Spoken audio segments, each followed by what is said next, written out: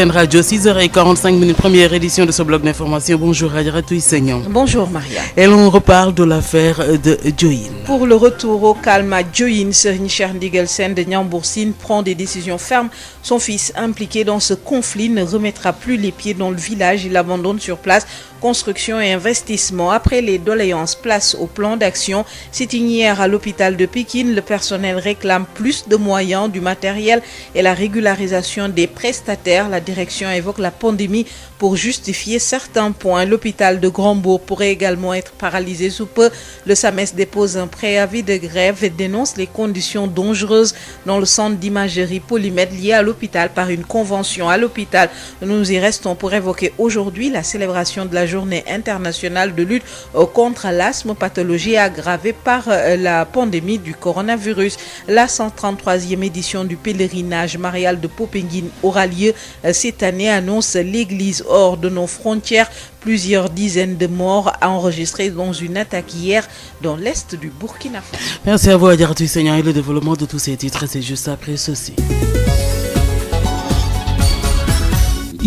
Bonjour à tous, bienvenue à l'Une Badara Socé assure la mise en onde de cette édition. À la suite des tensions et heurts à Diohine, Serigne Cheikh Ndigal Sène de Ndiambour Sine veut clore cette affaire.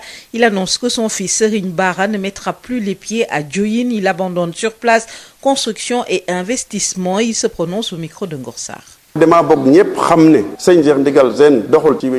veux être très clair, que tout le monde sache que Serigne Cheikh Ndigal Sène ne connaît pas la violence. Ceux qui veulent mettre en mal les musulmans et les chrétiens, c'est peine perdue, parce que tous les chrétiens qui vivent ici sont mes amis. Dieu en est témoin. Nous avons de très bons rapports. Plusieurs d'entre eux m'ont offert des repas de Ndogo qu'aucun marabout sénégalais ne reçoit. J'ai des enfants qui portent le nom de Jésus et de sa sainte mère, Seydatuna Mariam. Donc, c'est une fausse histoire. Je compte plus reparler de cette histoire. C'est la 5e fois que j'apporte des précisions. J'ai toujours œuvré pour la paix et j'appelle tout le monde à la paix. Mine de rien, j'ai investi plus de 100 millions dans ce village. Mais dès maintenant, je ne parle plus même de moi, mais je ne veux plus même que mon fils remette les pieds dans ce village. Je leur offre tout. Je pardonne à toute personne qui est derrière cette affaire. Je demande pardon et je pardonne à tout le monde que plus personne ne reparle de cette histoire. Un conflit entre Serigne Bara Sène et les habitants de Diohine a entraîné de vives tensions. Ce dimanche, une marche pacifique pour la cohésion sociale organisée par les jeunes a dégénéré. 14 blessés au moins ont été enregistrés, dont des éléments des forces de l'ordre. Diohine est situé dans la commune de Diarère, département de Fatick. Après le dépôt des plans des cahiers de doléances, place aux différents plans d'action pour la satisfaction des revendications des travailleurs dans le secteur de la santé.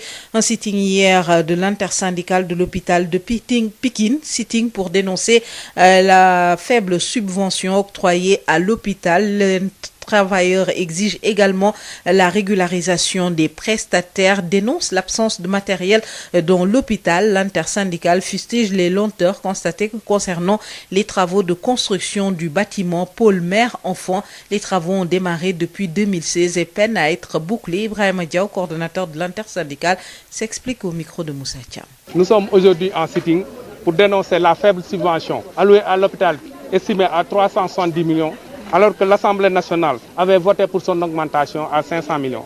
Depuis lors, nous n'avons encore rien perçu. Le retard des paiements de la CMU vis-à-vis de l'hôpital, les factures de la CMU. Nous réclamons aussi la finition du pôle mère-enfant, érigé depuis 2016 au sein de cet hôpital. Le recrutement des contractuels de la dite structure dans la fonction publique. Nous avons aussi un manque d'ambulance. L'hôpital n'a pas d'ambulance. Sur ce, nous demandons aussi à l'État la prise en charge des contractuels sur les motivations communément appelées NEPAT. Vu les sacrifices consentis par le personnel, nous invitons l'administration à revoir la gestion compte tenu des manquements sur le retard des avancements, sur le retard des primes d'intéressement, sur le retard de paiement des retraités après la cessation de leur service. Le recrutement des prestataires qui sont là depuis 5 ans, le manque de matériel de protection, je veux citer les gants. Nous invitons aussi les chefs de service à s'impliquer dans les consultations externes, vu la forte demande et la taille de la population. La révision des catégorisations sur les motivations, l'augmentation des heures supplémentaires. Sur toutefois, nous n'obtenons pas gain de cause, nous allons passer à la vitesse supérieure. Nous avons saisi l'administration à plusieurs reprises, mais chaque fois, on nous fait des promesses. C'est pourquoi aujourd'hui, nous sommes sortis pour dénoncer ces lenteurs administratives. La direction de l'hôpital soutient que la régularisation des prestataires est en cours mais a été retardée par la crise du Covid-19. La direction de l'hôpital annonce une rencontre avec le syndicat Soupe pour des discussions. Écoutons les précisions de Serigne Bassirou Gaye, chef du service partenariat public-privé, coordonnateur de la cellule de communication. Il est avec El Hadj Moussa Thiam. Nous avons reçu une note émanant de l'intersyndicale SUTSAS, c'est une trace de l'hôpital, donc avec comme motif la défense de nos intérêts matériels et moraux. Et tout juste pour dire qu'aucun point de revendication n'a été listé, donc la demande nous est parvenue, tout simplement dans le cadre de la défense de leurs intérêts matériels et moraux, comme ils ont eu à l'écrire sur la note. Donc ils ont eu à tenir un sitting ce matin. Nous n'avons pas encore connaissance de l'ensemble des points qui ont été listés. Maintenant, il est souligné que la porte de la direction n'a jamais été fermée pour l'intersyndicale. Le directeur est ouvert au dialogue et à la concertation. Donc nous allons voir, ils seront convoqués incessamment pour discuter de l'ensemble des points qui ont été listés dans le cadre de leur sitting. Ça traîne, il y a eu lenteur certes, c'était plus lié à des questions de disponibilité de ressources financières. Vous savez pertinemment que nous avons eu à traverser donc une situation de crise qui a touché la quasi-totalité des structures hospitalières, y compris le centre hospitalier national de Pékin. Donc c'est cette situation de crise qui a fait que les chantiers étaient bloqués, mais les travaux ont repris. Ce chantier-là sera finalisé. Il y a un plan de recrutement. Donc, dans le budget de 2020, il a été même retenu que ces prestataires-là soient régularisés. Mais, comme j'ai eu à le souligner, c'est cette situation de crise qui a fait que la direction a jugé opportun de pouvoir reporter donc ce plan de recrutement. Mais le plan a été retenu dans le cadre de l'élaboration de notre budget de 2020. Il a été retenu que l'ensemble de ces prestataires-là devaient être régularisés. Mais c'est cette situation de crise sanitaire qui a impacté sur les finances de la structure. La direction va procéder à la régularisation de l'ensemble de ces agents-là, mais à condition que la trésorerie de l'hôpital puisse supporter ces recrutements-là. Donc c'est cette situation de crise qui a eu à impacter, qui a eu un impact négatif, ce qui a fait qu'on a dû reporter. Les risques de perturbation également à l'hôpital de Grand-Bourg. Le SAMES, syndicat autonome des médecins, pharmaciens, chirurgiens, dentistes du Sénégal, section Mbour, a déposé un préavis de grève. Le SAMES à Mbour dénonce les difficultés d'accès à l'imagerie en urgence, les conditions dangereuses de travail des agents de Polymède, l'impossibilité pour l'hôpital d'offrir certains services aux malades et le non-respect des termes de la convention qui lie l'hôpital à Polymède. Face à la presse hier, le SAMES exige la révision de cette convention. Dr Khoudos Mama, secrétaire général du SAMES secteur hôpital de Mbour, nous explique au micro de Moustapha Sall. Depuis 2015, l'hôpital de Mbour vit une situation assez préoccupante par rapport au centre d'imagerie nommé Polymède, avec qui une convention a été signée la même année. Beaucoup de difficultés ont été notées par les usagers, le personnel de l'hôpital, les médecins, les paramédicaux et même le personnel travaillant à Polymède. Parmi ces points, on peut citer les difficultés d'accès à l'imagerie en urgence, l'absence de planification des rendez-vous donnés aux patients, les conditions dangereuses de travail des agents de Polymède qui n'ont pas de moyens de protection adéquats contre les rayons X, absence de dosimètre ou de tablier de protection, l'usurpation de fonctions médico-techniques du chef de service de la radio par le gestionnaire de Polymède, les difficultés de prise en charge des cas sociaux et l'impossibilité pour l'hôpital d'offrir certains services au lit du malade. Une radiographie mobile par exemple ou une échographie au lit du malade ne sont pas possibles. Le non-respect des termes de la convention qui lie Polymède à l'hôpital de Mbour. Et on en passe. Devant toutes ces difficultés endurées et devant la non-résolution des problèmes par le dialogue, le SAMES a décidé de déposer un préavis de grève afin de réviser la convention qui lie Polymède à l'hôpital de Mbour. Préavis est en cours jusqu'au 31 décembre 2021. Et passé le délai légal, si ces problèmes ne sont pas réglés, le SAMES section EPS de Mbour se réserve le droit d'observer un mouvement de grève initial de 72 heures à partir du 31 mai 2021, reconductible au besoin. L'Alliance And Gueusseum réagit au propos du président Macky Sall tenu lors de la réception des cahiers de doléances du 1er mai. L'Alliance se félicite de la promesse du président de signer le décret portant régularisation de la situation administrative des techniciens supérieurs de santé et des décrets complémentaires relatifs au statut du personnel des collectivités territoriales. Restons dans le secteur de la santé pour parler de la célébration aujourd'hui 4 mai de la Journée internationale de lutte contre l'asthme. Selon le docteur Alunion, pneumologue, l'asthme a été aggravé par la pandémie du coronavirus, même si les personnes asthmatiques ont pu bénéficier d'une certaine protection avec le port du masque et le respect des mesures barrières. Le docteur recommande plus de vigilance et le respect des traitements pour éviter toute forme de complications. Le docteur Alunion au micro de Amadou Moustapha. Effectivement, l'asthme a eu un regain d'intérêt avec l'apparition de la maladie Covid-19. Comme vous le savez, c'est une pathologie chronique qui entraîne parfois des difficultés respiratoires et que la Covid, dans ses complications, aussi touche le système respiratoire. Donc l'un dans l'autre, nous sommes en mesure de penser que ça pouvait aggraver la pathologie asthmatique. Et c'est ce qui a fait que pratiquement dès le début, nous avons alerté pour que les asthmatiques puissent optimaliser leur traitement et prendre les précautions pour ne pas être atteints de cette maladie. Avez-vous recensé des malades asthmatiques victimes de la Covid-19?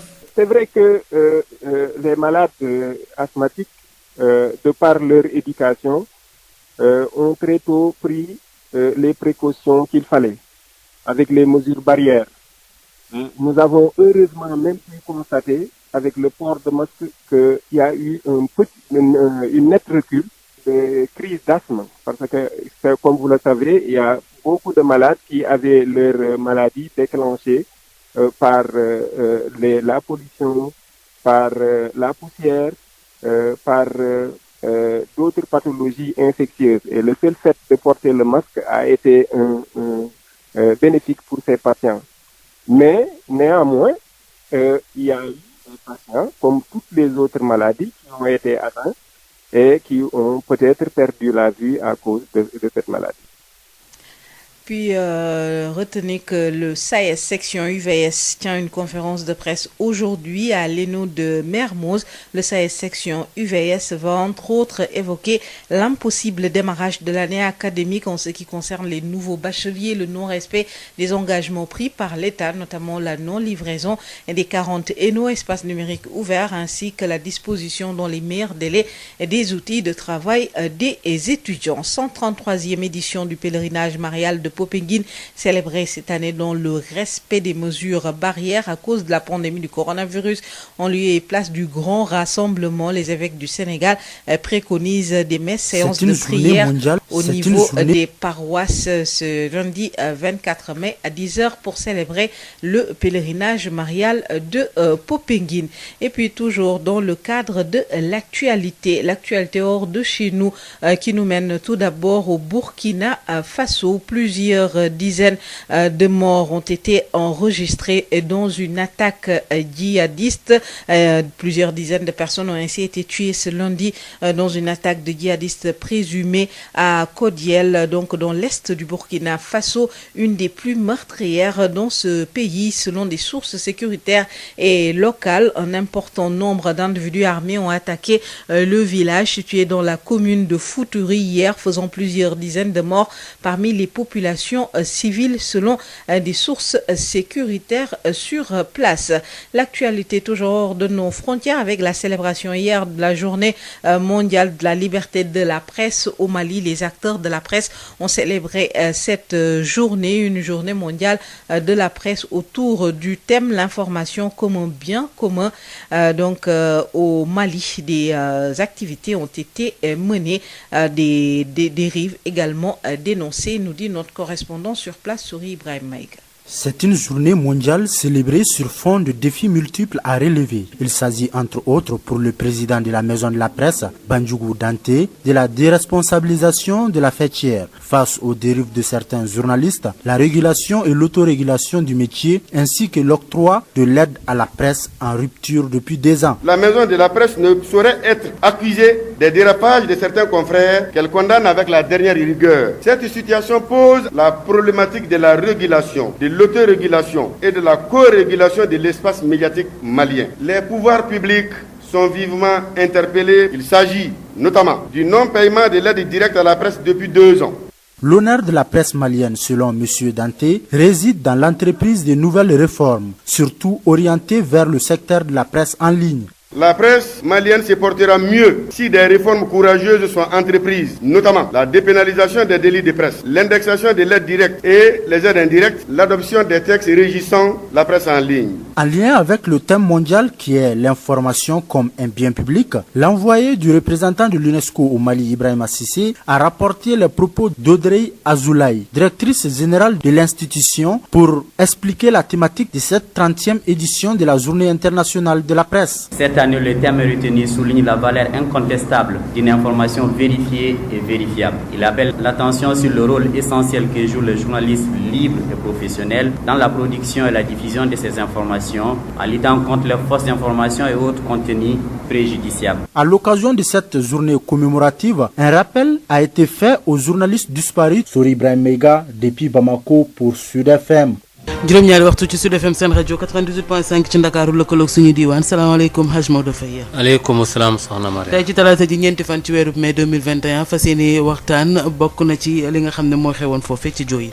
kay ci Diohine daan ca dem léegi gannaaw ba nga xamee ne am na ay jàppante yu fa amoon itam ba ay nit sax daal di fay loru ki nga xam ne moo di Cheikh Ndigal Sène daal liggéey yu yëpp nañ ko daal di taxawal loolu daan ci dikk léegi ci biir xabaar yi gannaaw ba ñu leen nuyoo ci njëlbeen gi toftal ci tamit ñi nga xam ne dañu doon nekk ci hôpital Pikine ba nekk fële ci banlieue bi foofu tam am ay jafe-jafe lool ci waa kër docteur googule ab seenu liggéey itam xaw a dellu ginnaaw lool daan ci dikk léegi toftal ci tamit hôpital ba nekk fële ci Grand Mbour foofu tam syndicat bi nekk ci waa kër docteur am na lu ñu fay jàmbat daan ci dikk léegi toftal ci incha allah yeneen i xabaar. ay ca bu ñu taaxee loo mu daal di yaatal moom Haj Maodo Faye.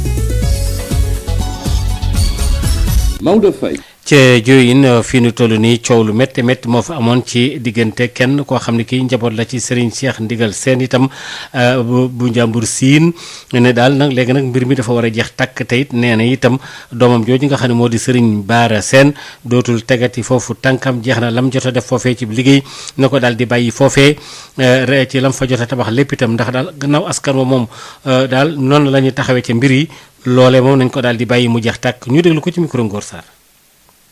dama bëgg ñëpp xam ne sëñ Cheikh Ndigal Sène doxul ci violence te it ñi ñu bëggoon a jaxaseeg ñun naan chrétien ak julit loolu amul parce que ñooñu yëpp samay xarit lañ yàlla xam na ko man chrétien yi dañ ma bëggal seen bopp te yàlla rek moo tax may wax man liñ ma indil ndogg ci chrétien wóor na ma sëriñu Sénégal yi kenn kuñ ko ciy indil amul man bi may tudde yoon ci la Isa doom kan moom waxoon ne tudde ko doom kenn te kooka mag la tey mu ngi jàng arxulaan bi may tudde Sayyidatuna Mariama doom kan moom ma ko te kooka mokkal na fi arxulaan ba bind na kaamil ba sëy na ba am na doom waaw ko loolu kan moom ma ko waxoon kan kon yooyu nañ ko teg ci suuf ma bëgg Sénégal yépp xam ko ci bés ni ki tey te lii nag inshallah fasatuma ciy wax parce que lii mooy juróomeelu wax boo xam ne kàddu bi benn la xeexluwuma xulowuma werantewuma man daal jam laa bëgg jam boobee ma bëgg nag tabax yooyu lañ fa ñàkk lu mu gat-gat par na ma téeméeri million te ku fa dem xam lii ma wax yépp bàyyi naa ko waa Diohine sama doom waxuma Sëñ Baara de mi ko tabax waaye sama doom sax su ma sañoon dootul dugg Diohine ba ila yow mi sama doom laa wax waxuma Sëñ Baara moom waxaale wuñ ko moom lépp bàyyi naa ko waa Diohine lépp adduna ak alaxira nu leen neex lañ def bu leen neexee nu toj bu leen neexee ñu def lu ñu xam sama yoon nekku ci jeex na ñaareel ba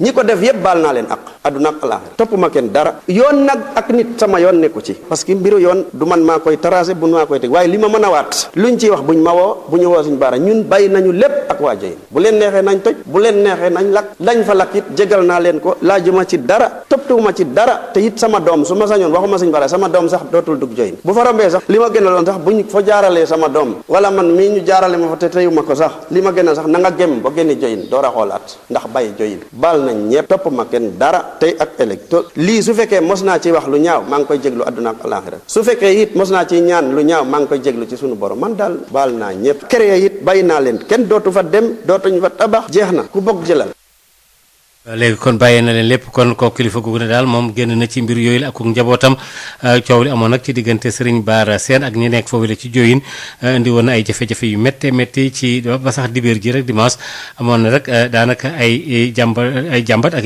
mbir yu fa amoon ay yëngu-yëngu waaye léegi nag ñuy fexe nag daal nu ñuy mën a doxee nag daal ca diggante ba jàmm del siyaat ndax fukki nit ak ñeent yoo xam ni lu mu gàtt-gàtt wax na ne amoon nañ ca ay gaañu-gaañu am na ñoo xam ne jàppoon nañ leen gannaaw gi ñu daal di leen di bàyyi sitting wala xëy rek sikk mujj gaañi ci intersyndical bi nga xam ne ma nga nekk ci hôpital ba nekk fële ca Pikine di naqarlu daal maanaam subvention yi hôpital bi lañ leen ko war a mën a xetle dimbalee ko te itamit mbir yi itam liggéey bi daal xaw a juunu lool ci wàllu jumtukaay yi ba intersyndical boobu daal nee ñu gis nañu ne lu bari liggéey bi dafay yéex lool daal mënatuñ ko muñ metti na ci seen boor Nafissatou Sila mooy secrétaire général bu Centras am na lu mu ci rotal ñu déglu ko.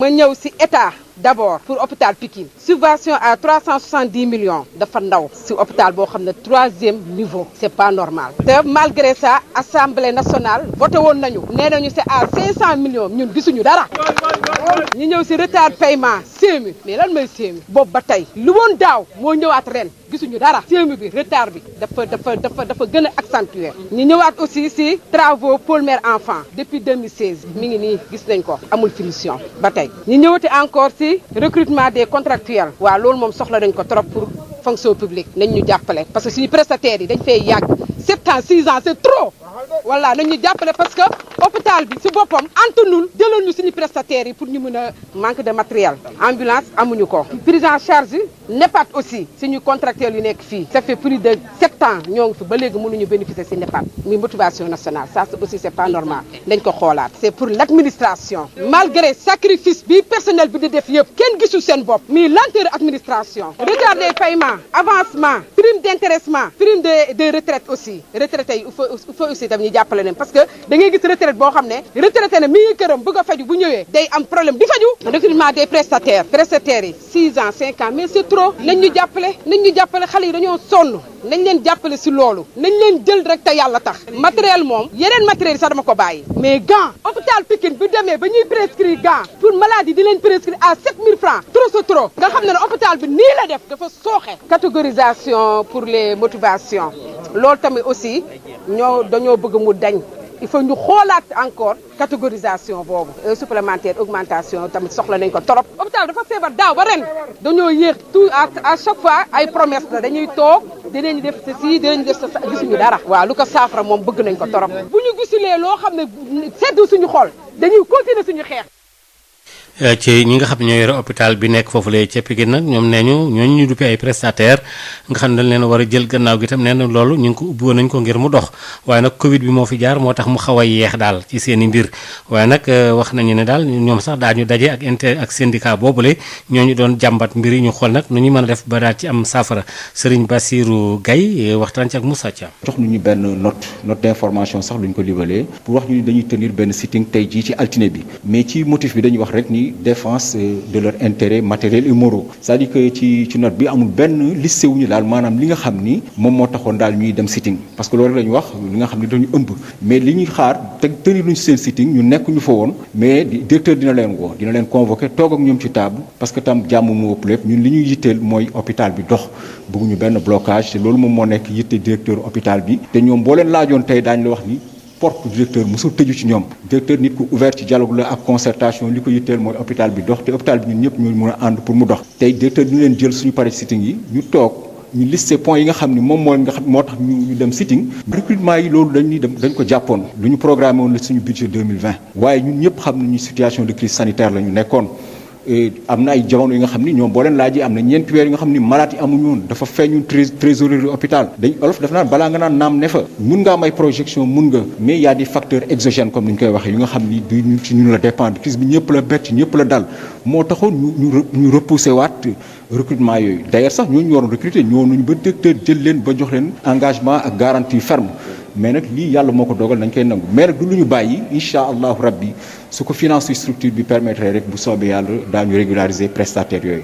projet pôle mère enfant bi fu mu toll ci liggéey. waaw ba tey tamit situation de crise sanitaire bi moo indi woon lépp xam nga kooku état moo ko yore woon mais bi crise bi ñëwee aussi il fallait que état tam orienté waat ay perspectives ci leneen maanaam jéem a seet xeex ak crise bi moom moo taxoon waaye travaux yi tàmbaliwaat na incha allahu rabbi balaa yàgg pôle mère enfant bi dina pare parce que mooy suñu mooy ngëneel lépp parce que projet phare hôpital la yaakaar naa ni direction ñoo gën a sawar sax ci pôle mère enfant bi pare parce que su paree xam nga dafa am ay couches vulnérables xale yi la ak yaay loolu li ci jël directeur la travaux yi tàmbaliwaat na mais damay wax ni crise bi fi amoon moom moo taxoon rek ñu gelé momentanément daal travaux yi mais du lu ñu bàyyi.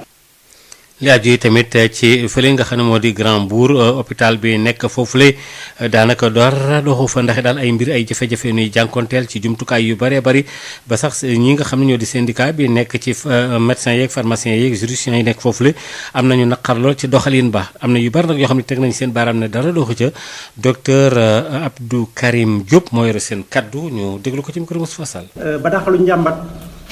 ndax hôpital bi depuis 2015 dafa jël service yi nga xam ne mooy fu ñuy defee rajo ak ay échographie ak yooyu yëpp mu dénk ko benn service boo xam ne dañuy liggéeyandoo. donte sart yi am na problème donc war nañ ko xoolaat waaye sart yi sax li ñu signé sax dañ ko doxalul fu mu toll nii. loolu moo waral bi ñu demee ba sës syndicat bi wax ba sonn dara sottiwul ñu ni nag nañ taxaw xool nañ la ñuy def ak ñoom moo tax ñu woote tey pour wax leen. jafe-jafe yi ñu am benn jafe-jafe bi mooy ku feebar ñëw hôpital te mu jàmp di nga am jafe-jafe pour am ay rajo ak ay scanner ak yooyu. boo bëggee def échographie dina la jox rendez-vous ay ñaari weer ba ñetti weer ba nga xam ni soo mënut sax li nga feebaroon dina wér mbaa mu faat la ngay doog a am échographie te boobu dootu amatul njëriñ. ñi fay liggéeyee kuy liggéey ci ay rajo dafa am li ñuy wax rayon X. loolu buy ñëw sa kaw war nañu saytu weer bu nekk xool ndax sa yaram li mu jël doy na wala ëpp na. su ëppee ñu taxaw bàyyi liggéey bi ay diir nga doog a dellusiwaat waaye fii amul luñ koy nattee nattuwaay bi nga xam ni rajo yëpp am nañ ko fii amu fi donc da ngay ñëw rek jël ay rayon ba feebar daal di tëdd. bi ci topp mooy dafa am cër boo xam ni chef de service bi nekk rajo muy docteur moom moo ko moom ñu jël cër boobu nag jox ko keneen koo xam ni liggéeyul docteur mu taxaw place am. bi ci topp mooy ñi nga xam ne dañoo am jafe-jafe koppar ñëw ci hôpital bi war a faju li ci bari mu nekk lu jam bu ñu demee polymètre dafay am jafe-jafe pour ñu jël leen ndax ñoom xaalis bu teew moom lañ gën a farataal. topp mooy malade yi nga xam ne dañu leen entré ñu nekk ci lal yi ñi nga xam ne mënuñoo déplacé wu dem polymètre bu ñu soxlaa rajo duñ ko mën a am ndax amul benn moyen boo xam ni dinañ mun def rajo ci lalu malade bi docteur bi mun cee jot mun a faj malade. li ci des mooy loolu moo waxoon ne moom la ñu tënkoon ci diggante hôpital bi ak polymètre su ne warloo ko polymètre daf cee ko doxalul ni mu war a doxee loolu moo tax tey syndicat bi ne dafay déposer préavis de grève que weer bu fekkee ne mbir yi sotti na bu fekkee ne rek lijjanti wuñ ko nag fii ak weer syndicat bi dina jóg dox ay ñaxtu daal di dakkal liggéey bi def li ñuy wax grève boo xam ni ñetti fan lay tàmbale à partir du 31 mai 2021. li aju yi tamit ci bis bi nga xam ne àddina bi yëpp wërngal kàpp dañ ko jagleel xeex bi ñuy xeex tawat ji nga xam ne moom la duppee asthme docteur Alioune Niang ne daal mbir mi fii nu toll xam-xam màcc ci wàllu feebar yi jëm ci wàllu xetar yi ay nokki geeg yu demee noonu le ne li fi jaar mu di Covid bi daf ko gën a yokk nag itam donte sax doon nañ jël ay yenn ñeen ci ay matuwaay waaye nag mbir mi desandi na docteur Alioune Niang waxtaan ci ak Moustapha Dieng. li nga wax noonu dafa am solo ndax ba feebar di Covid 19 génn li ñu njëkkoon a tiit moom mooy ñi nga xam ne ñoo amee ndax asthme dafa nekk feebar bi nga xam ne bu la dalee mën na lay fatt donc ba doo mën a nooyi. nga xalaatoon bu njëkk ni sax bi feebar bi yegsee que ni asthmatique yi moom dinañ ci jël lu bare waaye ndax feebar bi dafay laal xëtër te asthme dañu naan feebaru xëtër waaye yàlla def na ci ba nga xam ne asthmatique yi bi nga xam ne jël nañu seen traitement te respecté li nga xam ne mooy mesure barrière yi ni nga xam ne noonu lañ ko foogee woon yàlla def na ba nga xam ne eggul foofu waaye nag teewul jàpp nañ ni feebaru Covid 19 moom ci asthmatique yi ak ñi nga xam ne feebaru xol ak ñi am problème de tension ci ñooñu la gën a sox loolu moom jàpp nañ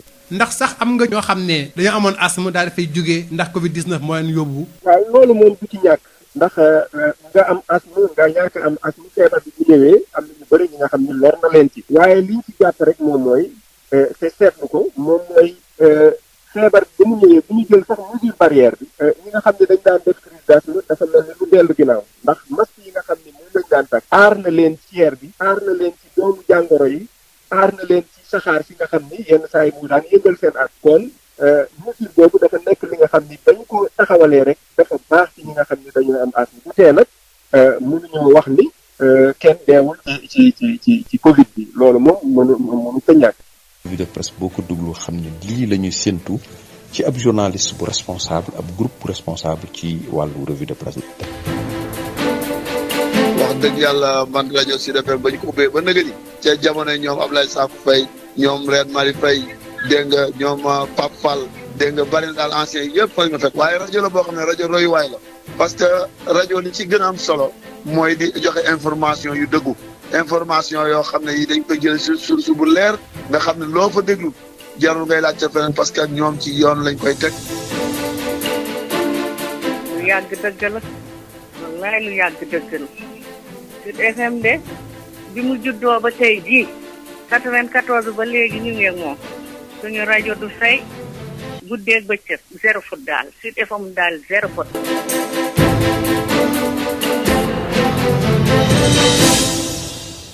Dakar, nous allons plus loin. Sud FM vous installe au cœur du Sénégal. Toute la différence est là, sur Sud FM. Merci de nous recevoir chez vous. Vous suivez Sud Matin sur Sud FM Sen Radio. Seconde édition de ce bloc d'infos. Bonjour, Adjaratou Isseignon. Bonjour, Maria. Et dans cette seconde édition, il sera question, entre autres, de la journée de l'asthme. Célébration de la journée internationale de lutte contre l'asthme. Le docteur Alioune Niang, pneumologue, se prononce et rappelle que l'asthme a été aggravé par la pandémie du coronavirus, même si les personnes asthmatiques ont bénéficié d'une certaine protection avec le port de masque et le respect des mesures barrières. Il recommande plus de vigilance et surtout le respect des traitements pour éviter toute complication. Le docteur Alioune Niang répond à Amadou Moustapha Dieng. Effectivement, l'asthme a un regain d'intérêt avec l'apparition de la maladie Covid-19. Comme vous le savez, c'est une pathologie chronique qui entraîne parfois des difficultés respiratoires et que la Covid, dans ses complications, aussi touche le système respiratoire. Donc l'un dans l'autre, nous sommes en mesure de penser que ça pouvait aggraver la pathologie asthmatique. Et c'est ce qui a fait que pratiquement dès le début, nous avons alerté pour que les asthmatiques puissent optimaliser leur traitement et prendre les précautions pour ne pas être atteints de cette maladie. Avez-vous recensé des malades asthmatiques victimes de la Covid-19? C'est vrai que les malades asthmatiques, de par leur éducation, ont très tôt pris les précautions qu'il fallait, avec les mesures barrières. Nous avons heureusement même pu constater avec le port de masque qu'il y a eu une nette recul des crises d'asthme. Parce que, comme vous le savez, il y a beaucoup de malades qui avaient leur maladie déclenchée par la pollution, par la poussière, par d'autres pathologies infectieuses. Et le seul fait de porter le masque a été bénéfique pour ces patients. Mais néanmoins, il y a eu des patients, comme toutes les autres maladies, qui ont été atteints et qui ont peut-être perdu la vue à cause de cette maladie. Le docteur Alioune Niang, pneumologue, sera l'invité de cette édition. Menace de paralysie du système de l'hôpital de Grand-Bourg. Le SAMES, syndicat autonome des médecins, pharmaciens, chirurgiens, dentistes du Sénégal, section Mbour, a déjà déposé un préavis de grève pour dénoncer les difficultés d'accès à l'imagerie en urgence, les conditions dangereuses de travail des agents de Polymed, l'impossibilité pour l'hôpital d'offrir certains services aux malades et le non-respect des termes de la convention qui lie l'hôpital à Polymed. Le SAMES exige la révision de cette convention. Dr Khoudos Mama, secrétaire général du SAMES secteur hôpital de Mbour, au micro de Moustapha Sall. Depuis 2015, l'hôpital de Mbour vit une situation assez préoccupante par rapport au centre d'imagerie nommé Polymed, avec qui une convention a été signée la même année. Beaucoup de difficultés ont été notées par les usagers, le personnel de l'hôpital, les médecins, les paramédicaux et même le personnel travaillant à Polymed. Parmi ces points, on peut citer les difficultés d'accès à l'imagerie en urgence, l'absence de planification des rendez-vous donnés aux patients, les conditions dangereuses de travail des agents de Polymed qui n'ont pas de moyens de protection adéquats contre les rayons X, absence de dosimètre ou des tabliers de protection. L'usurpation de fonctions médico-techniques du chef de service de la radio par le gestionnaire de Polymètre. Les difficultés de prise en charge des cas sociaux et l'impossibilité pour l'hôpital d'offrir certains services au lit du malade. Une radiographie mobile par exemple ou une échographie au lit du malade ne sont pas possibles. Le non-respect des termes de la convention qui lie Polymètre à l'hôpital de Mbour. Et on en passe. Devant toutes ces difficultés endurées et devant la non-résolution des problèmes par le dialogue, le SAMES a décidé de déposer un préavis de grève afin de réviser la convention qui lie Polymètre à l'hôpital de Mbour. Le préavis est en cours jusqu'au 31 décembre 2021. Et passé le délai légal, si ces problèmes ne sont pas réglés, le SAMES section EPS de Mbour se réserve le droit d'observer un mouvement de grève initial de 72 heures à partir du 31 mai 2021, reconductible au besoin. Des propos recueillis par Moustapha Sall. Le sitting est également organisé hier par l'intersyndicale de l'hôpital de Pikine pour dénoncer la subvention trop faible allouée à l'hôpital, l'absence de régularisation des prestataires, l'absence de matériel. L'intersyndicale fustige également les lenteurs concernant les travaux du bâtiment Paul Mère Enfant, des travaux qui ont démarré depuis 2016, explique Ibrahima Diaw, coordonnateur de l'intersyndicale, au micro de Moussa Thiam. Nous sommes aujourd'hui en sitting pour dénoncer la faible subvention allouée à l'hôpital, estimée à 370 millions, alors que l'Assemblée nationale avait voté pour son augmentation à 500 millions. Depuis lors, nous n'avons encore rien perçu. Le retard des paiements de la CMU vis-à-vis de l'hôpital, les factures de la CMU. Nous réclamons aussi la finition du pôle mère enfant, érigé depuis 2016 au sein de cet hôpital. Le recrutement des contractuels de la dite structure dans la fonction publique. Nous avons aussi un manque d'ambulance. L'hôpital n'a pas d'ambulance. Sur ce, nous demandons aussi à l'État la prise en charge des contractuels sur les motivations communément appelées NEPAT. Vu les sacrifices consentis par le personnel, nous invitons l'administration à revoir la gestion compte tenu des manquements sur le retard des avancements, sur le retard des primes d'intéressement, sur le retard de paiement des retraités après la cessation de leur service. Le recrutement des prestataires qui sont là depuis 5 ans, le manque de matériel de protection, je veux citer les gants. Nous invitons aussi les chefs de service à s'impliquer dans les consultations externes, vu la forte demande et la taille de la population. La révision des catégorisations sur les motivations, l'augmentation des heures supplémentaires. Sur toutefois, nous n'obtenons pas gain de cause, nous allons passer à la vitesse supérieure. Nous avons saisi l'administration à plusieurs reprises, mais chaque fois, on nous fait des promesses. C'est pourquoi aujourd'hui, nous sommes sortis pour dénoncer ces lenteurs administratives. La direction de l'hôpital réagit, affirme que la régularisation des prestataires est en cours mais a été retardée par la pandémie du Covid-19. La direction annonce d'ailleurs une rencontre sous peu avec le syndicat. Serigne Bassirou Gaye, chef service partenariat public-privé et coordonnateur de la cellule de communication, donne les détails au micro de El Hadj Moussa Thiam. Nous avons reçu une note émanant de l'intersyndicale SUTSAS, c'est une trace de l'hôpital, donc avec comme motif la défense de nos intérêts matériels et moraux. Et tout juste pour dire qu'aucun point de revendication n'a été listé, donc la demande nous est parvenue, tout simplement dans le cadre de la défense de leurs intérêts matériels et moraux, comme ils ont eu à l'écrire sur la note. Donc ils ont eu à tenir un sitting ce matin. Nous n'avons pas encore connaissance de l'ensemble des points qui ont été listés. Maintenant, il est souligné que la porte de la direction n'a jamais été fermée pour l'intersyndicale. Le directeur est ouvert au dialogue et à la concertation. Donc nous allons voir, ils seront convoqués incessamment pour discuter de l'ensemble des points qui ont été listés dans le cadre de leur sitting. Ça traîne, il y a eu lenteur certes, c'était plus lié à des questions de disponibilité de ressources financières. Vous savez pertinemment que nous avons eu à traverser donc une situation de crise qui a touché la quasi-totalité des structures hospitalières, y compris le centre hospitalier national de Pikine. Donc c'est cette situation de crise qui a fait que les chantiers étaient bloqués, mais les travaux ont repris. Ce chantier-là sera finalisé. Il y a un plan de recrutement.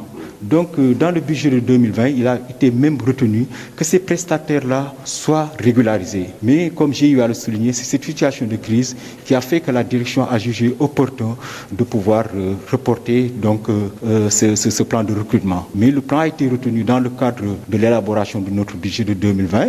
Il a été retenu que l'ensemble de ces prestataires-là devaient être régularisés. Mais c'est cette situation de crise sanitaire qui a impacté sur les finances de la structure. La direction va procéder à la régularisation régularisation de l'ensemble de ces agents-là, mais à condition que la trésorerie de l'hôpital puisse supporter ce recrutement-là. Donc c'est cette situation de crise qui a eu un impact négatif, ce qui a fait qu'on a dû reporter. Les réactions recueillies par El Hadj Moussa Thiam retenaient cette conférence de presse aujourd'hui à l'appel du SAES section UVS, une conférence de presse à l'ENO de Mermoz. Le SAES section UVS va évoquer entre autres l'impossible démarrage de l'année académique pour les nouveaux bacheliers, le non-respect des engagements pris par l'État, notamment la non-livraison des 41 espaces numériques ouverts, ainsi que la disposition dans les meilleurs délais des outils de travail des étudiants.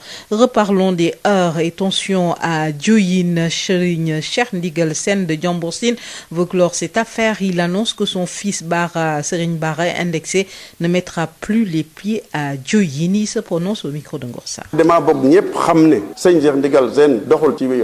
veux être très clair, que tout le monde sache que Serigne Cheikh Ndigal Sène ne connaît pas la violence. Ceux qui veulent mettre en mal les musulmans et les chrétiens, c'est peine perdue, parce que tous les chrétiens qui vivent ici sont mes amis. Dieu en est témoin. Nous avons de très bons rapports.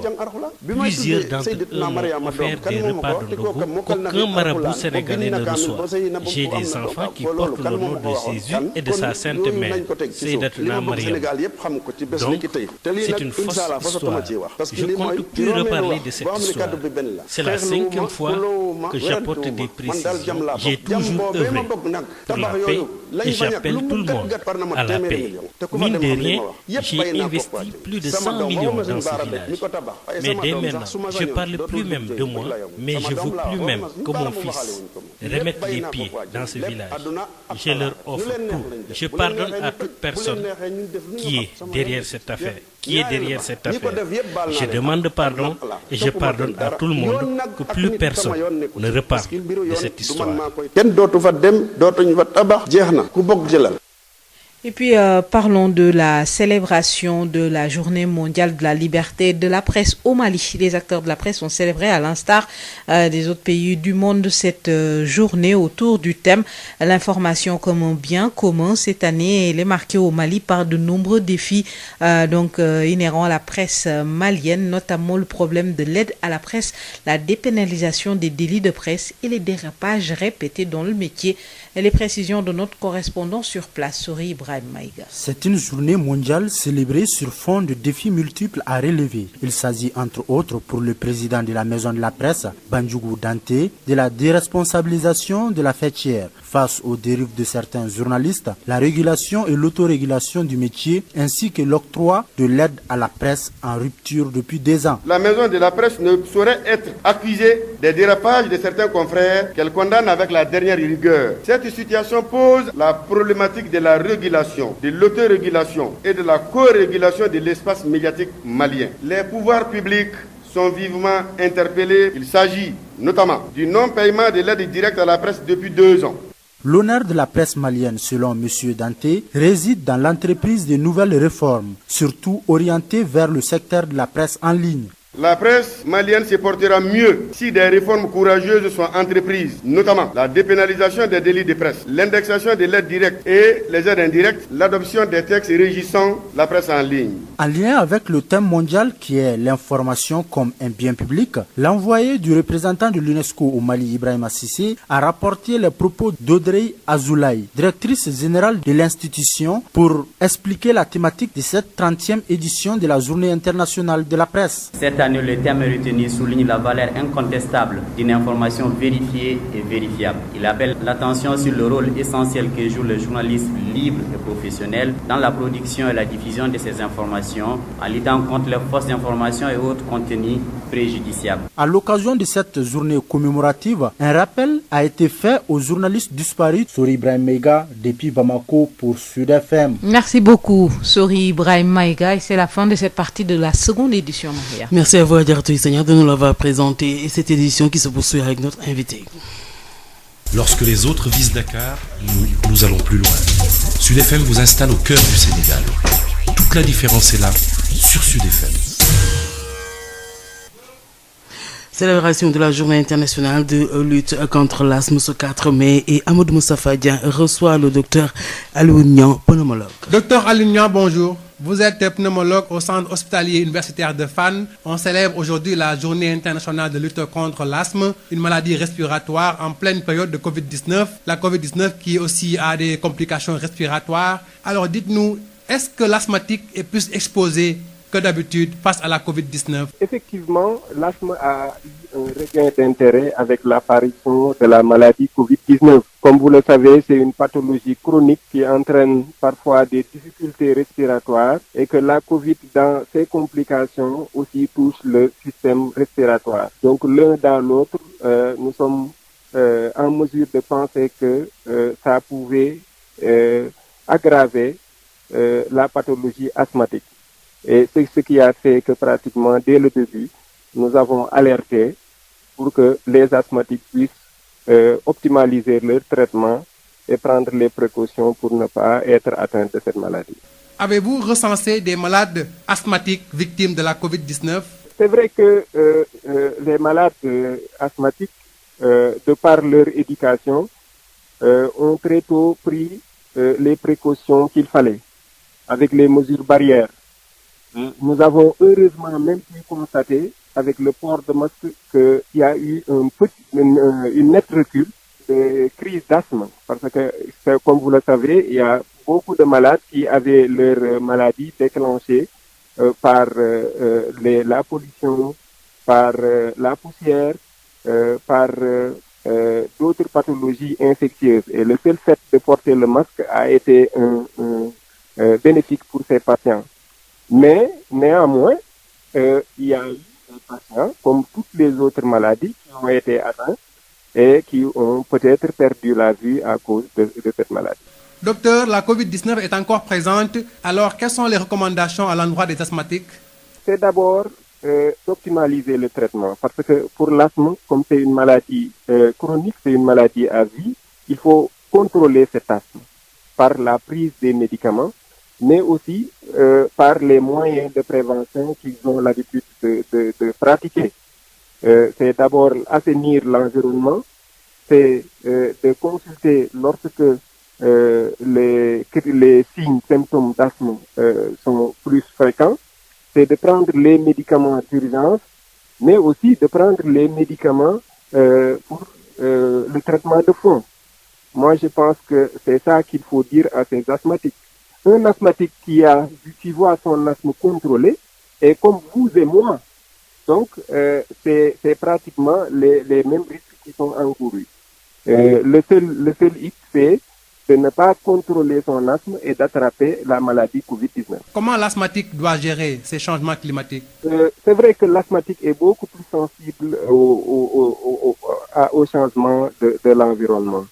Que ce soit la poussière, que ce soit la pollution, que ce soit les changements même de saison, l'asthmatique devient beaucoup plus sensible et on remarque qu'il y a une recrudescence de la maladie durant cette période. Donc, tout ce qu'on leur dit, c'est d'être regardant, d'être observant par rapport à ce qui les entoure et au moindre signe, c'est de consulter leur médecin pour qu'il n'y ait pas de signes de gravité. Existe-t-il des statistiques par rapport à la prévalence de l'asthme au Sénégal? La prévalence de l'asthme au Sénégal n'est pas encore évaluée. Donc, on n'a pas de chiffres nationaux. Nous n'avons que des chiffres au niveau hospitalier et qui datent de longtemps.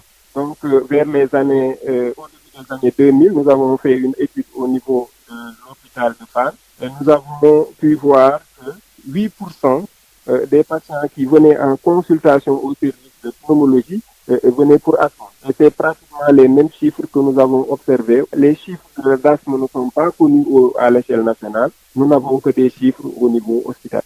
Canal Plus mu ngi leen di ñaanal bëccëgu jàmm. Sud FM. Il est 8h. juróom-ñetti waxtu ci Sud FM seen rajo 98.5 ci Ndakaaru lëkkaloog suñuy diiwaan salaamaaleykum Hadj Maodo. aleykum salaam soxna Mara. xibaar yi ñaareel bi pàcc yaatal tey ci talaata ji ñeenti fan ci weeru mai 2021 ñu tàmbale kook bés bi nga xam ne tey dañuy màggal xeex bu jëm ci wàllu feebar boobu di asthme. kay bis bi àddina bi yëpp asalaamaaleykum jagleel wàllu tawat ji nga xam ne moom la ñu duppee asthme te ñaar sax bu la dalee sa xët yi day faral di bari lool ba tax na tam kii nga xam ne moo di docteur Alioune Niang dikkaat na ci wàllu fànn boobu la am ay kàddu yum ci jotortal sooxal waaye nag itam jamono yi nga xam ne mbas mi daf fee jaar tawat jooju ci la lor gi gën a takkoo ba ak tam pàcc mi itam gën di jafee itam docteur Alioune Niang ci micro Amadou Moustapha Dieng.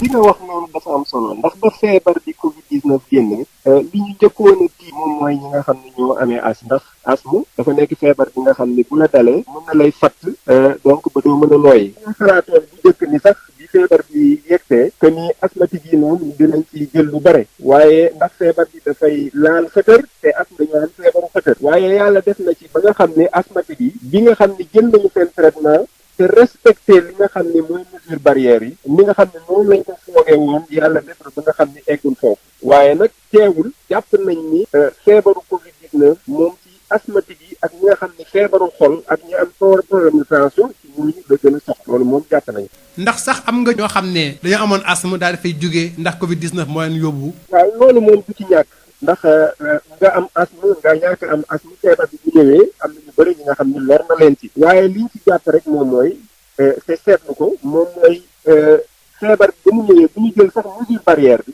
ñi nga xam ne dañ daan def crise d'asthme dafa mel ni lu dellu ginnaaw ndax masque yi nga xam ne moom lañ daan takk aar na leen ci yer bi aar na leen ci doomu jàngoro yi aar na leen ci saxaar si nga xam ni yenn saa yi mu daan yëngal seen at kon mesure boobu dafa nekk li nga xam ni bañ ko taxawalee rek dafa baax ci ñi nga xam ne dañoo am asthme bu tee nag mënuñoo wax ni kenn deewul ci Covid bi loolu moom mënu ta ñàkk.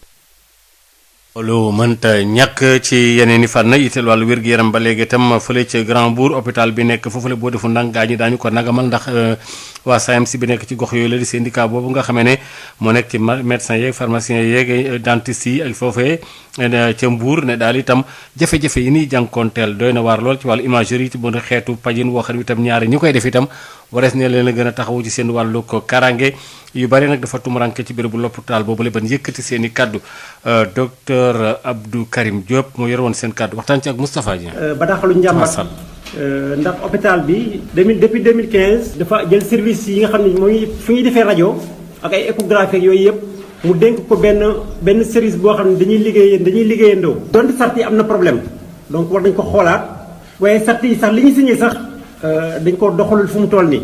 loolu moo waral bi ñu demee ba sës syndicat bi wax ba sonn dara sottiwul ñu ni nag nañ taxaw xool nañ la ñuy def ak ñoom moo tax ñu woote tey pour wax leen jafe-jafe yi ñu am benn jafe-jafe bi mooy ku feebar ñëw hôpital te mu jàmp di nga am jafe-jafe pour am ay rajo ak ay scanner ak yooyu. boo bëggee def échographie dina la jox rendez-vous ay ñaari weer ba ñetti weer ba nga xam ni soo mënut sax li nga feebaroon dina wér mbaa mu faat la ngay doog am échographie te boobu dootu amatu njëriñ.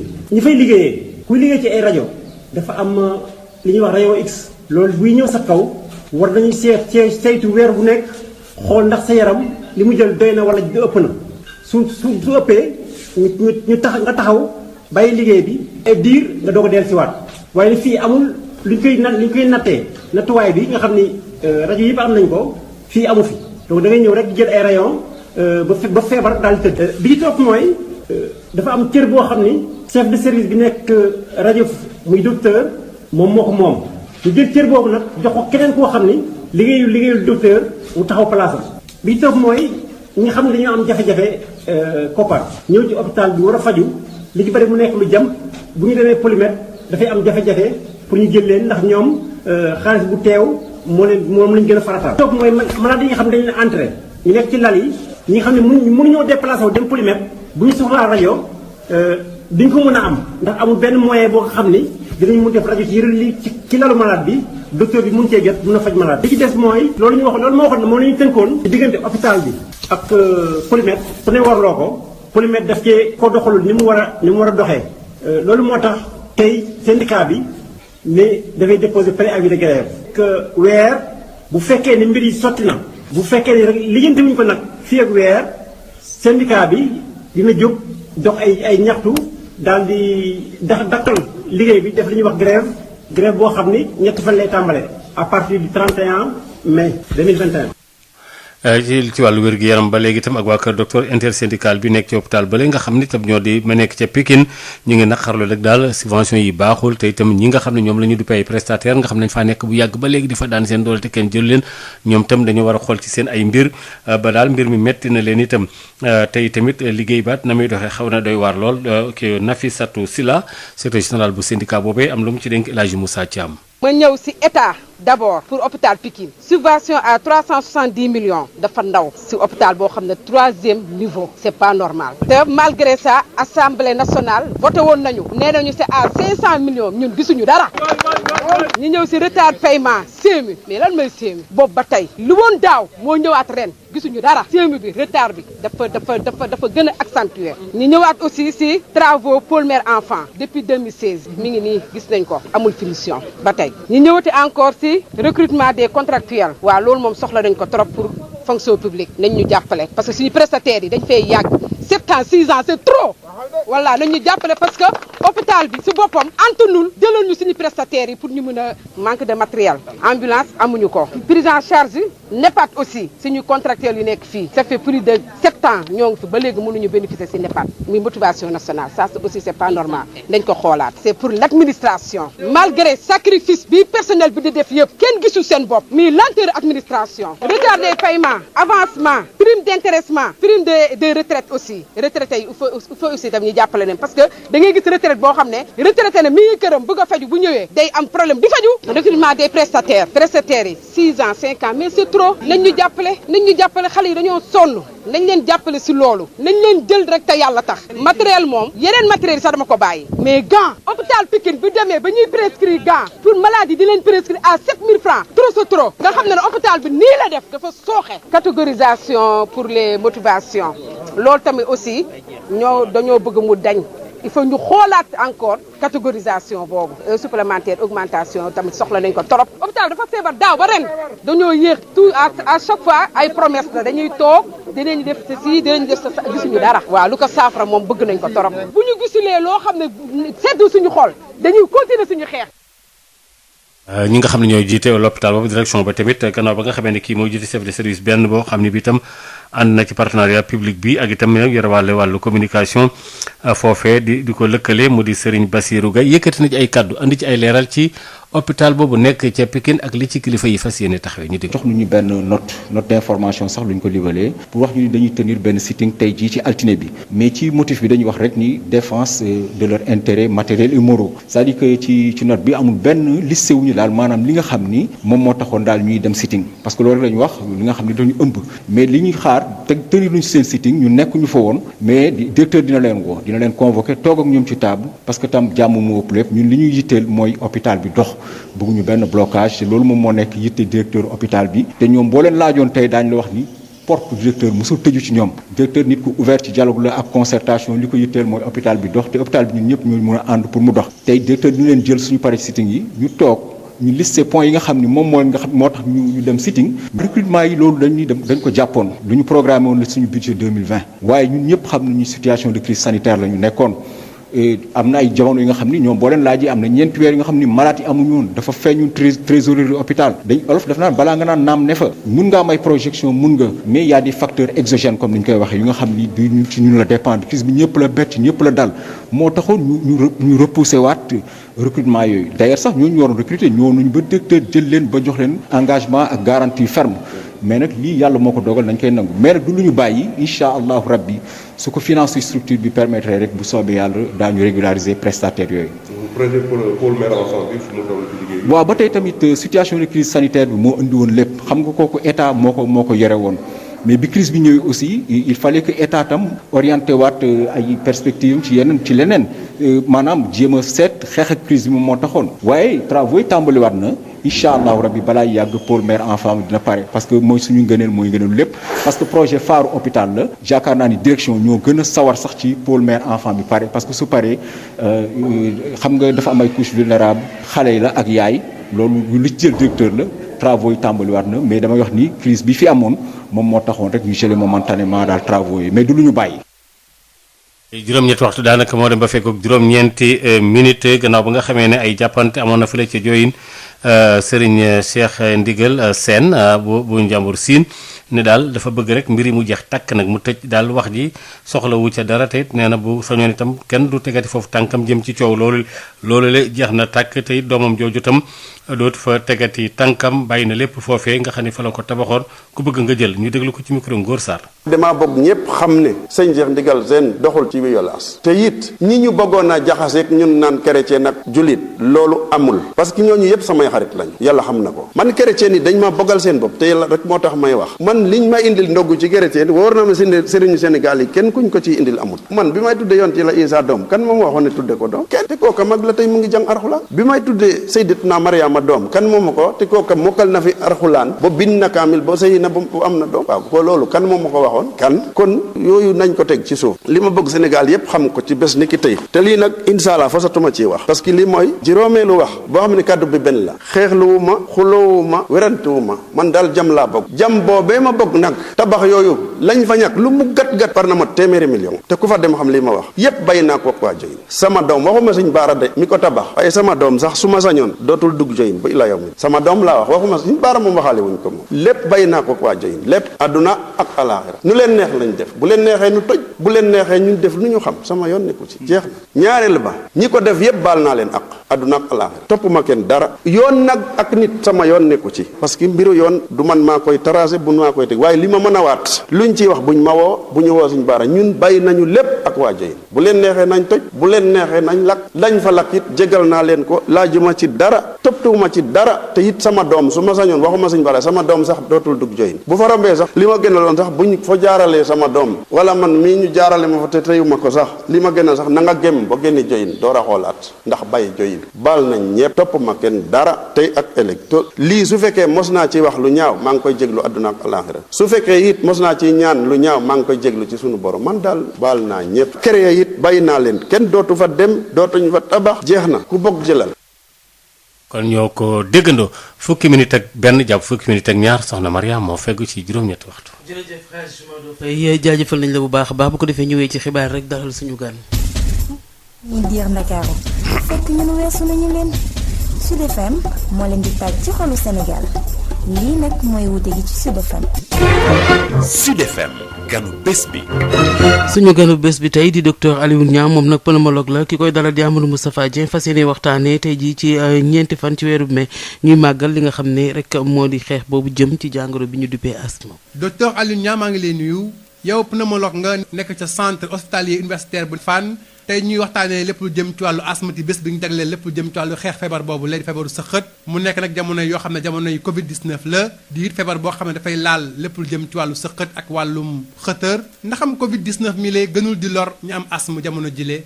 li nga wax noonu dafa am solo ndax ba feebar bi Covid 19 génne li ñu njëkkoon a tiit moom mooy ñi nga xam ne ñoo amee asthme ndax asthme dafa nekk feebar bi nga xam ne bu la dalee mën na lay fatt donc ba doo mën a nooyi. nga xalaatoon bu njëkk ni sax bi feebar bi yegsee que ni asthmatique yi moom dinañ ci jël lu bare waaye ndax feebar bi dafay laal xëtër te asthme dañoo am feebaru xëtër waaye yàlla def na ci ba nga xam ne asthmatique yi bi nga xam ne jël nañu seen traitement te respecté li nga xam ne mooy mesure barrière yi ni nga xam ne noonu lañ ko foogee woon yàlla def na ba nga xam ne eggul foofu waaye nag teewul jàpp nañ ni feebaru Covid 19 moom ci asthmatique yi ak ñi nga xam ne feebaru xol ak ñi am problème de tension ñooñu la gën a sox loolu moom jàpp nañ ndax sax am nga ñoo xam ne dañoo amoon asthme daal dafay jógee ndax Covid 19 moo leen yóbbu. waaw loolu moom du ci ñàkk ndax nga am asthme nga ñàkk am asthme feebar bi bu ñëwee am na ñu bëri ñi nga xam ne lor na leen ci waaye liñ ci jàpp rek moom mooy te seetlu ko moom mooy feebar bi ba mu ñëwee bu ñu jël sax mesure barrière bi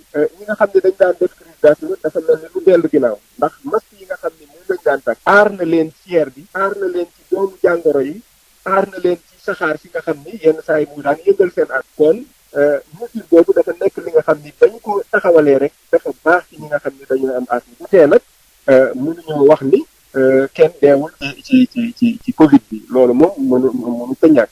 docteur ba léegi nag Covid 19 baa ngi fii naka la ñu am asthme war a moytoo feebar bi lee. li ñu leen di digal rek moom mooy lenn li ñu leen jàngal ñu ne mooy asthme feebar la bi nga xam ni du wér kon nag nit ki dafa war a jàng boppam jàng feebaram xam nan lañ koy faje faj bi nag moom mooy seet li nga xam ne moo la wër lépp lu koy dafay yëngal nga fexe noo ko moytoo di jël say garab yi nga xam ne moom lañ la digal seetlu sa bopp bu fekkee ni gis nga tuuti luy signe de gravité nga dem seeti sa docteur te tamit ànd ak li nga xam ni moom la ñuy wax ci feebar bi lépp digal li nga xam ne moo la ciy aar maanaam Covid-19 bi nga fexe noo ko sàmme te continuer ji ba nga xam ni nee nañu nga bàyyi ko loolu daal lañ leen di digal. asthme aussi day bañ changement climatique ay poussière rek maanaam xeetu changement yu am noonu aussi côté boobu aussi loo ciy ñaax ñi xam ne dañuy dund ak feebar bi. waaw li ñu ciy wax rek moom mooy ñëpp xam nañ ni képp ku am asthme yow yaay gën a sa dënn muy gën a oyof ko ñeneen ba nga xam ne ay saxaar rek ak yooyu yëpp saa bu ñëwee rek mën naa yëngal sa asthme lépp li ñu leen ciy wax rek mooy ñu gën a farlu gën a topp seen traitement gën a topp li nga xam ne mooy dictalu docteur yi ba nga xam ne rek yooyu seen wàllu bopp dinañ mën a fegu ba seen asthme du gaaw a yëngatu te jàpp nañ ni bu fekkee ni jël na traitement am ni mu waree mën na dem ba contrôler asthme te bu demee ba contrôler asthme moo ñun ak yeneen ñi nga xam ne am ya asthme ñoo yem waaye dafay fekk nag mu topp digtal yi ni ñu ko waxee. est-ce que am na ay càmbar ci wàllu xayma yu wérte wóor ñeel li mu ñu am asthme fi ci réew Sénégal. waaw ci Sénégal nag wax ni asthme nii la ci toll. dina xaw a jafe ndax amaguñu benn jàngat buñ ci defagum ndax loolu dafa laaj ay moyens pour ñu mën koo def waaye li nga xam ne xam nañ ko moom mooy amoon nañ ci ay gëstu yu ci defoon ci année 2000 jëm kaw li ñu gisoon moom mooy ci hôpital surtout ci hôpital Fann boo jëloon téeméeri nit ñi nga xam ne ñoo daan ñëw ci service pneumologie bi consulté wu ji maanaam juróom-ñett ba fukk yi asthme moo leen fa daan indi te loolu la ñu gisoon nit ci hôpitalu Albert Royer kon ñu jàpp ni asthme mu ngi ci réew mi mais nag xamaguñu nan la toll loolu nag doon la gën a baax ñu xam ko ndax loolu mooy tax ñu xam ban service la ñuy mën a def ak nan lañ leen mën a dimbali ci xeex bi pour mën a contrôler asthme ci Sénégal. docteur Aly Niang maa lay sant di la gërëm.